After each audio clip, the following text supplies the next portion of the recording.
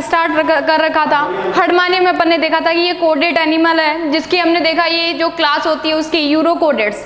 Urochordates animal के लिए मैंने बोला कि जो हर्डमानिया की विशिष्ट प्रकार की जो स्पीसीज होती है, उस विशिष्ट प्रकार की स्पीसीज में हर्डमानिया पैलिडा और हर्डमानिया मॉरिसियाना, ये हर्डमानिया पैलिडा और मॉरिसियाना जो इंडिया में प्रेजेंट है, इसकी जो स्पीसीज वो देखो ये अधिकतर समुद्रवासी जीव होते हैं। और इन जीवों के अंदर मैंने बोला इनकी जो बॉडी स्ट्रक्चर होती है वो कैसी होती है, आयताकार। इनके अंदर ओरिएंटेशन यानी अभिविन्यास पाया जाता है जो कैसा होता है, यानी लेफ्ट और राइट वाला, या वेंट्रल और डोर्सल और वेंट्रल सरफेस के अंदर हम बात कर सकते हैं। देखो हर्डमानिया जो एनिमल है, इस हर्डमानिया एनिमल के अंदर ओरिएंटेशन के साथ साथ हमने बोला कि जो इसकी बॉडी स्ट्रक्चर होती है, इस बॉडी स्ट्रक्चर के अंदर मैंने आप लोगों को बताया था कि कितने पार्ट होंगे, 2 पार्ट्स प्रेजेंट होंगे बॉडी स्ट्रक्चर में। एक तो पार्ट प्रेजेंट होगा प्रॉपर बॉडी का पार्ट प्रेजेंट होगा, और दूसरा इसमें प्रेजेंट होगा फुट वाला पोर्शन। देखो ये 2 बात हो गई थी हमारी इसके अंदर बॉडी स्ट्रक्चर में। इसी के साथ साथ हम बात करेंगे कि जो हर्डमानिया है इसकी बॉडी के ऊपर क्या पाया जाता है, टेस्ट या ट्यूनिक पाया जाता है। टेस्ट या ट्यूनिक मैंने बताया था जो सेलुलोज यानी पॉलीसेकेराइड या फिर ट्यूनिसिन नामक यानी कि जो पदार्थ है या एलिमेंट उसके द्वारा ये क्या होता है, मिलकर बना होता है। ये टेस्ट या आवरण जो होता है एक मैंने बोला ये सेंसरी ऑर्गन के साथ साथ रेस्पिरेटरी ऑर्गन भी होता है, जिसे टेस्ट या ट्यूनिक कहा जाता है। टेस्ट या ट्यूनिक में मैंने बोला पॉलीसेकेराइड के रूप में, इसमें पॉलीसेकेराइड में प्रेजेंट होता है, और इसकी बॉडी में प्रॉपर बॉडी के साथ साथ फुट वाला जो हिस्सा होता है वो मिट्टी के टच में होता है, इसीलिए इसका फुट वाला हिस्सा कैसा होता है, खुरदरा भाग होता है। यहाँ तक अपनी बात हो गई थी। अब मैंने बोला था कि उसके टेस्ट या ट्यूनिक के अंदर विशिष्ट प्रकार की क्या पाई जाती है, मसल्स पाई जाती है। विशिष्ट प्रकार की मसल्स के अंदर मैंने आप लोगों को बताया था कि सबसे पहले 5 प्रकार में बताया था। सबसे पहले इसमें क्या प्रेजेंट होती है, सेल्स प्रेजेंट होती है। सेल्स में भी मैंने आप लोगों को बताया था कि इसमें बड़ी और छोटी इओसिनोफिल्स पाई जाती है। फिर मैंने बोला आप लोगों को कि इसमें क्या पाई जाती है, अमीबॉइड सेल्स पाई जाती है, जो अमीबा के समान धानीनुमा कोशिकाएं पाई जाती है, जो धानीनुमा समान होती है। ये देखो अमीबॉइड कोशिकाएं तो अनियमित आकार की होगी, धानीनुमा कोशिकाएं छोटी छोटी गोलाकार आकृति की होती है। ये अनेक धानियों से मिलकर बनी होती है, और इन छोटी छोटी कोशिकाओं के अंदर जो न्यूक्लियस होता है वो कैसा होता है, क्लियर न्यूक्लियस पाया जाता है। धानी के साथ साथ हमने बात की कि इसके अंदर क्या प्रेजेंट होती है, रेसिपिएंट सेल्स प्रेजेंट होती है, ग्राही कोशिकाएं प्रेजेंट होती है। किनमें, सेल्स में। देखो अमीबॉइड सेल्स प्रेजेंट होगी, अमीबॉइड सेल के साथ में मैंने बताया इओसिन कोशिकाएं भी बोल सकते हैं, ये सेल्स होती है। ये भी कैसी होती है, 2 स्मॉल और लार्ज के रूप में प्रेजेंट होती है। अब मैं बोल रही हूँ कि इसमें रेसिपिएंट यानी कि ग्राही कोशिकाएं प्रेजेंट होती है। ये ग्राही कोशिकाओं के अंदर भी क्या होता है, केंद्र की स्पष्ट प्रकार का पाया जाता है, लेकिन ग्राही कोशिकाओं का मेनली कार्य होता है संवेदनाओं को ग्रहण करने का। यहाँ तक अपनी सेल में बात हुई थी। इन्हीं के साथ साथ मैंने बोला था कि इनके अंदर क्या प्रेजेंट होती है, तंत्रिका कोशिकाएं पाई जाती है। न्यूरल ग्लैंड से तंत्रिका कोशिकाओं के साथ साथ इनमें क्या पाई जाती है, यहाँ पे पॉइंट प्रेजेंट होता है जिसे न्यूरल ग्लैंड कहा जाता है। या तंत्रिका कोशिकाएं जो क्या करेगी, यहाँ से इंपल्स आएंगे, इंपल्स को संप्रेषण देने का कार्य यानी आवेगों के संप्रेषण करने का कार्य भी किनका होता है, तंत्रिका कोशिकाओं का होता है। अब अपन बात करते हैं इनके अंदर क्या प्रेजेंट होती है, छल की उपकला कोशिकाएं पाई जाती है। इसके लिए यहाँ पे एपिडर्मल सेल्स पाई जाती है, जो किनमें पाई जाती है, हर्डमानिया की पैलिडा स्पीसीज के अंदर पाई जाती है। ये अपन ने उनमें टेस्ट की बात की थी। अब इसके बाद में दूसरा पॉइंट अपन बात करेंगे कि इसमें क्या प्रेजेंट होते हैं, तंतु प्रेजेंट होते हैं। इसकी बॉडी के अंदर फाइबर्स पाए जाते हैं। फाइबर्स में भी मैंने आप लोगों को बताया कि ये फाइबर्स कैसे होते हैं, महीन जाल के रूप में पाए जाते हैं, जो तंतुओं से और पेशी तंतुओं से मिलकर क्या होते हैं, बने होते हैं। यहाँ पर ये सेकंड पॉइंट हुआ हमारा कि इनमें क्या प्रेजेंट होती है, यहाँ पे तंतु पाए जाते हैं, फाइबर्स पाए जाते हैं। तंतुओं के साथ साथ थर्ड पॉइंट अपना जो आता है वो आता है रुधिर वाहिनियां।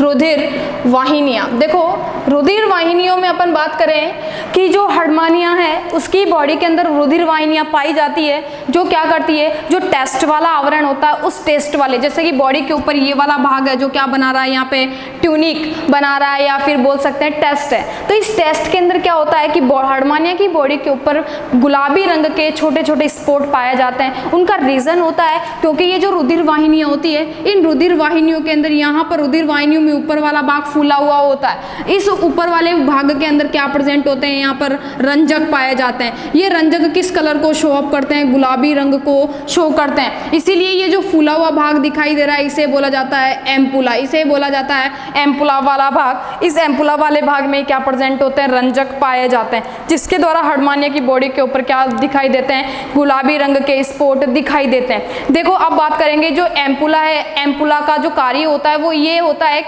एसेसरी रेस्पिरेटरी ऑर्गन कहलाता है। एसेसरी रेस्पिरेटरी ऑर्गन की तरह कौन कार्य करता है, ये एम्पुला वाला भाग कार्य करता है। इसी के साथ साथ ये सेंसरी ऑर्गन का भी कौन कार्य करता है, यहाँ पे एम्पुला वाला भाग कार्य करता है। यहाँ पर बात हुई हमारी रुधिर वाहिनियों की या बोल सकते हैं ब्लड वेसल्स की। अब बात करते हैं यहाँ पे कंटिकाओं की। नेक्स्ट आता है हमारे पास कंटिकाएं। ध्यान देना, सबसे इंपॉर्टेंट पॉइंट है कंटिकाएं। स्पिक्यूल, छोटा क्वेश्चन यहाँ से पूछा जाता है हार्डमानिया में। देखो ये जो हार्डमानिया यानी कि हार्डमानिया में जो स्पिक्यूल्स पाई जाती है ये कैल्शियमी कंटिकाएं होती है। कैसी होती है, कैल्शियमी कंटिकाएं होती है। और ये कैल्शियमी कंटिकाएं जो होती है ये टेस्ट के अंदर विशिष्ट प्रकार का यानी कि विशिष्ट प्रकार की कोशिकाओं पाई जाती है। इनको यहाँ पे ये जो निर्मित होती है वो कैल्शियम से होती है और ये शरीर का ढांचा बनाने का कार्य भी करती है, यानी कि एंडोस्केलेटन का फॉर्मेशन करने का कार्य भी कौन करती है, कंटिकाएं करती है, या बोल सकते हैं हम स्पिकल्स, स्पिक्यूल्स। ये क्या करती है कि जो हार्डमानिया है उसकी बॉडी का जो आंतरिक पोर्शन है वो बनाने का कार्य करती है। अब बात करते हैं इनकी जो व्यवस्था होती है वो कैसी होती है, ये डायरेक्शनली अरेंज्ड होती है। हम बात कर सकते हैं कि ये सूक्ष्म कंटकी रूप में और समान दूरी के ऊपर व्यवस्थित होती है। इसी प्रकार हार्डमानिया में दो प्रकार की स्पिक्यूल्स पाई जाती है। हम बोल सकते हैं दो प्रकार में, एक तो माइक्रो स्केलरस, दूसरा बोल सकते हैं मैक्रो स्केलरस। ध्यान रखना, माइक्रो और मैक्रो यानी कि सूक्ष्म कंटिकाएं या बोल सकते हैं लघु कंटिकाएं, लघु कंटिकाएं, और बोल सकते हैं यहाँ पे दीर्घ कंटिकाएं, दीर्घ कंटिकाएं। यहाँ पे बात करेंगे कि जो माइक्रो और मैक्रो जो स्केलरस है, यहाँ पे जो लघु होती है ये छोटी होती है, और छोटी होके भी ये यहाँ पे नीचे वाला भाग तो नुकीला पाया जाता है और ऊपर एक घुंडी के समान बटन लाइक स्ट्रक्चर पाई जाती है। तो इन संरचनाओं को हम यहाँ पे बोलेंगे लघु कंटिकाएं।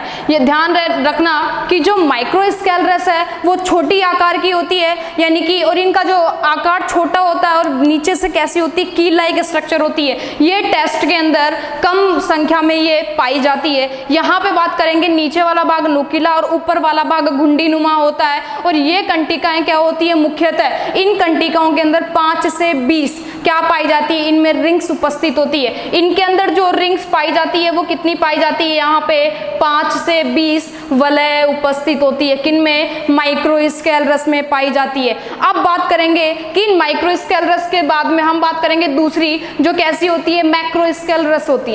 मैक्रो स्केलरस या दीर्घ कंटिकाएं, ये दीर्घ कंटिकाएं आकार में कैसी होती है, परिमाण में बोल सकते हैं ये कैसी होती है, लंबी होती है, यानी बोलेंगे 3.5 mm से अधिक होती है। इनकी जो आकृति होती है दीर्घ कंटिकाओं की, इनकी आकृति यू शेप या फिर बोल सकते हैं वी आकार की होती है, यू या वी आकार की होती है। अब बात करेंगे कि ये जो दीर्घ कंटिकाएं होती है ये मुख्यतः कैसी होती है, या तो पिपेट नुमा स्ट्रक्चर होगी या फिर तरक्यू रूपी होगी। यहाँ पे बात करेंगे या तो ये पिपेट रूपी, पिपेट नुमा कंटिकाएं, या फिर बोल सकते हैं हम तरकू रूपी कंटिकाएं।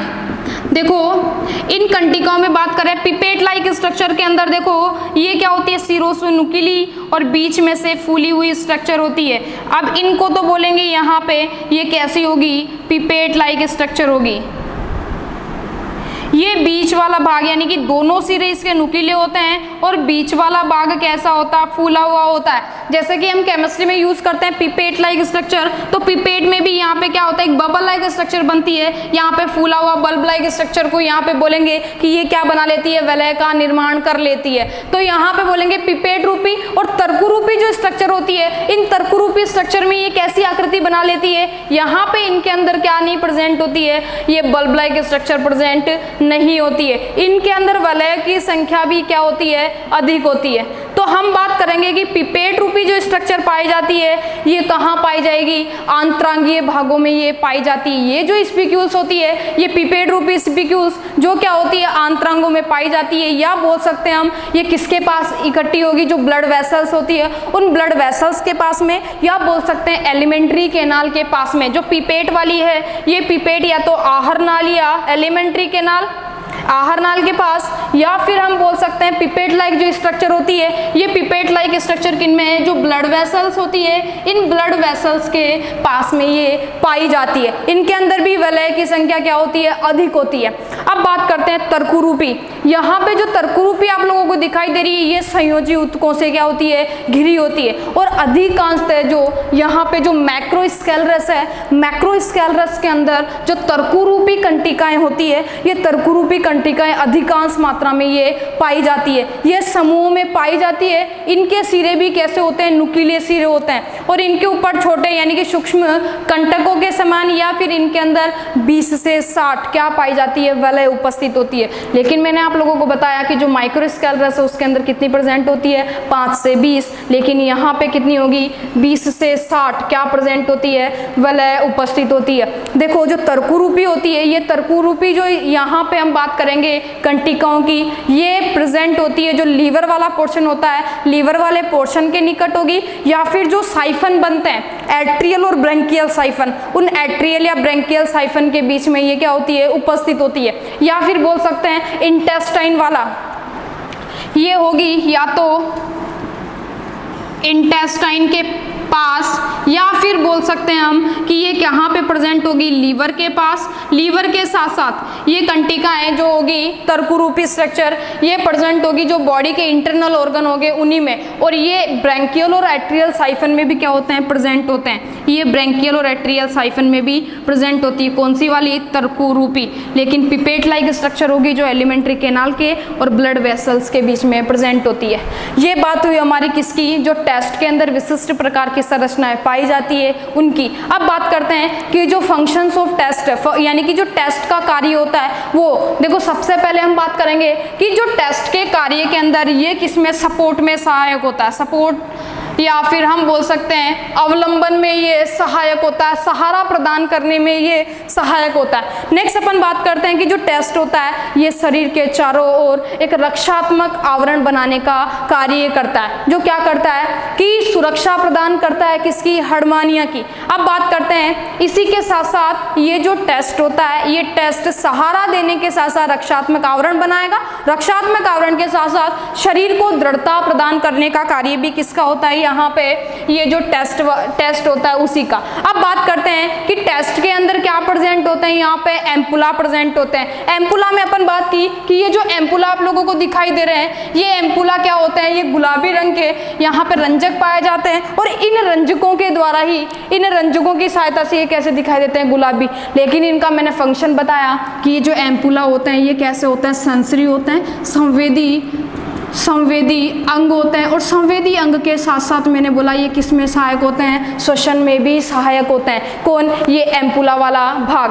अब बात करते हैं कि ये जो एम्पुला वाले भाग के साथ साथ मैंने बोला इनमें विशिष्ट प्रकार की तंतुरूपी कोशिकाएं पाई जाती है या तंत्रिका कोशिकाएं पाई जाती है, और एम्पुला पाए जाते हैं। ये भी क्या करते हैं, शरीर के अंदर स्पर्श संवेदांग कहलाते हैं। एक तो तंत्रिका के लिए मैंने आप लोगों को बताया, तंत्रिका कोशिका के लिए, एक एम्पुला, ये भी क्या होते हैं, एक स्पर्शी संवेदांग का कार्य करने में हेल्पफुल होते हैं। ये बात हुई हमारी किसके बारे में, टेस्ट के बारे में। अब